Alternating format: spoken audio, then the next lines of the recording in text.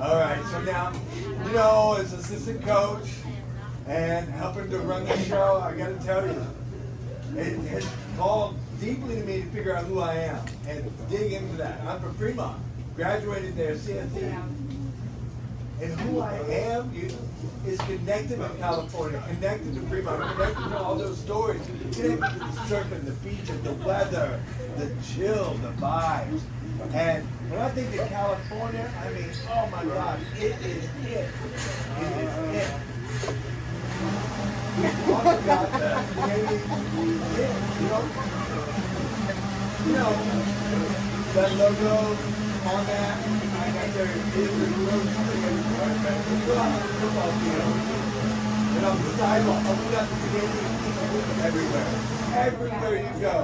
Everywhere you go. And so think about it. Homecoming weekend, California. We had a game. JV game. We got a quarterback there. The hippie haired little fella. Good quarterback, but I had the craziest teeth you ever heard of. So much. And his teeth looked like gang size. It was hard to watch that man do anything. And so come time for the football game. He was hammered by the other team, fighting for his life to stay alive in there. And JV, they got a system, right? The quarterback's supposed to like check the coach, get the sign, get the call, and then come back, tell everybody, and run that play. This quarterback was running, and everybody else was running with him. And he was running up to the coach, everybody was running with him. He's come up, he's like, wait. He was trying to whistle. He tried to run the street like he had to go whistle. He just messed up team. Because it was full of bee shit. He said, get a whistle out. He was trying to go. Sister, but little could he whistle. That man could not whistle. He could not do anything. All he knew was he done smaller. They didn't do shit. Showed up, they won that game, though. And then coach ended up playing to pick that boy's poor team. He was kicking with that team forever.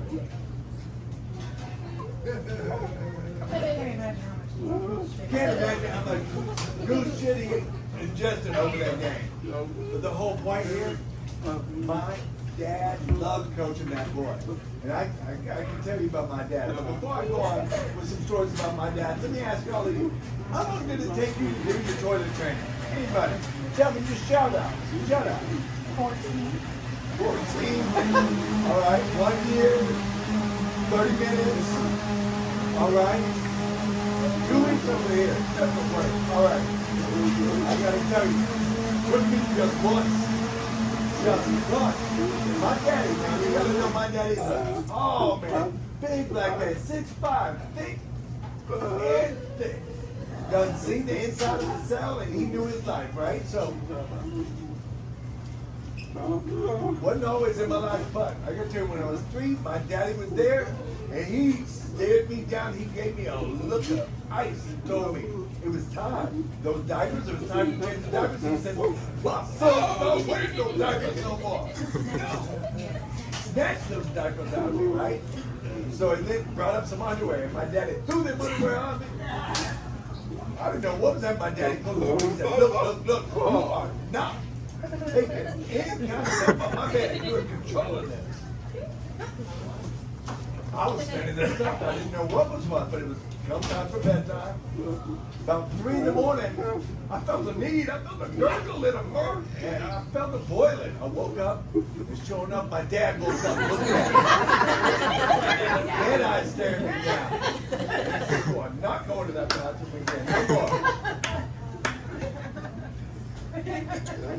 I gotta tell you what, football games too. I was in varsity and JV varsity both.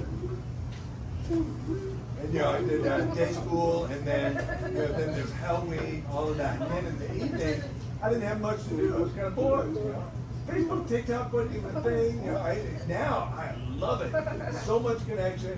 Lots to do, but the kind of connections we used to have in person, just shooting the breeze with each other, it's not as much there. Like prank calls. Oh my God, we did some prank calls. I can tell you.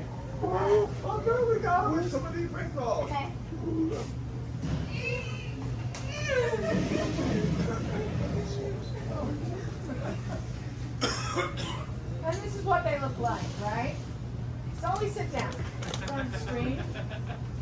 everything ready? And we practice, right? So we, okay, let's see here. That looks perfect. Okay, great. You can see it on camera. We get the football team. And we have some hard of hearing members who might still use the phone. So we get that number, type it in. We get up on the screen. We're ready for the call. And what do? I do this. Oh, good. The interpreter is looking at me, looking quite upset. Not sure what's going on. And then I slap the hat. Don't bite. No teeth. And my whole team is watching and I'm dying. And then the interpreter has to go.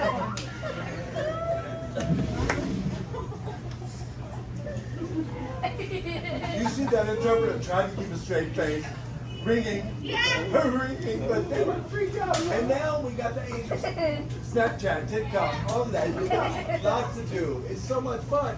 And think about these interpreters. They got ringtones. They got foghorns. They got music. They got iTunes. Whatever you name it, they got it. We don't got any functional equivalency over here. I want some functional equivalency. You know what that equal access looks like? I'm going to show you what my ringtone is.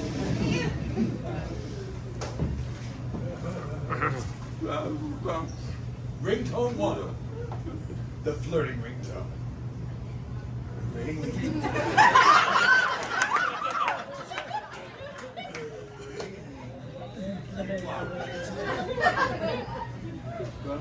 Ringtone 2. I'm going to select my daddy. Bringing 1. Bringing 2, I'm telling you, bringing 3. Ringtone 3. Oakland, California. Late at night. The interpreter.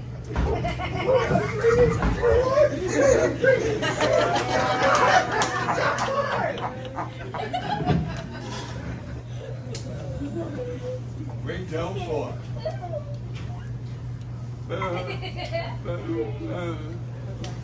Michael Jackson on the football field in California.